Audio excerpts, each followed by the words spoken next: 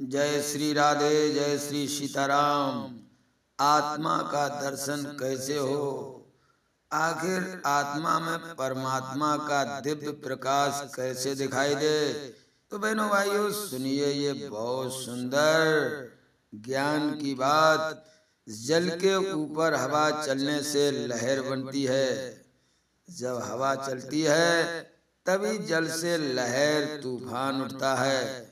अगर हवा ना चले तो जल शांत रहेगा। मान लो कि आत्मा सागर है और मन हवा है एवं संसार लहरों के समान है।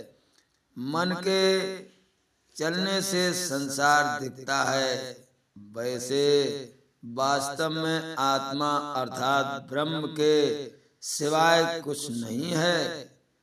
मन की खटपट एवं मन की चलन आत्मज्ञान से शांत हो जाती है। मन के शांत हो जाने पर केवल परमात्मा ही परमात्मा शेष रह जाता है। चेतन आत्मा को जानने के लिए मन का चेतना जागना बहुत जरूरी है। अगर मन नहीं होगा तो भगवान का दर्शन कौन करेगा? अगर शीशा नहीं है तो स्वरूप का दर्शन कैसे होगा? मन बहुत बड़ी शक्ति का मालिक है, वह सब कुछ कर सकता है। मन के चलन से जगदीश्वर जगत होकर दिखता है। मन के शांत हो जाने पर केवल जगदीश ही जगदीश रह जाता है। जिस मनुष्य का यह निश्चय पक्का हो जाता है कि देह नहीं आत्मा हूँ और यह जगत नहीं जगदीश है, वह जन्म मरण के चक्कर से मुक्त हो जाता है। ईश्वर सत्य स्वरूप है। जो सत्य को समझ लेता है और उस पर चलता है वह ईश्वर को पा जाता है।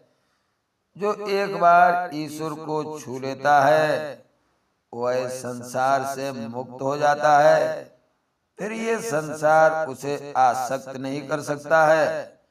जैसे पारस पत्थर से लोहा एक बार छू जाने पर सोना बन जाता है, फिर वो लोहा नहीं बनता, सोना का सोना ही बना रहता है।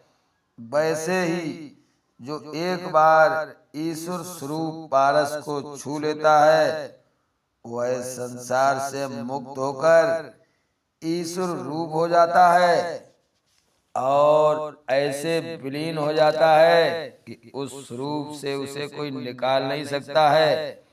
जो ईश्वर को प्राप्त कर लेता है वह रहता तो मनुष्य के समान ही, किंतु अब उसके द्वारा कोई गलत कर्म नहीं होता।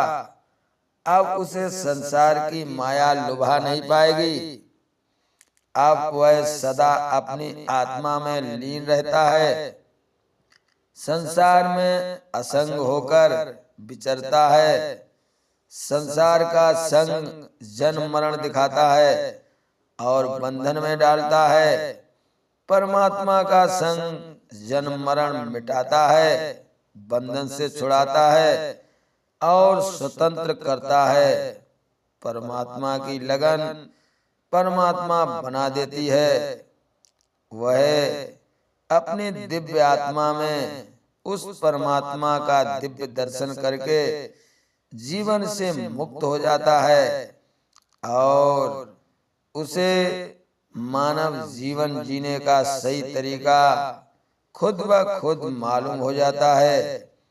वह उस आत्म स्वरूप परमात्मा में अपने को डुबाए रखता है और उनके दर्शन करके परमानंद में डुबकी लगाता रहता है।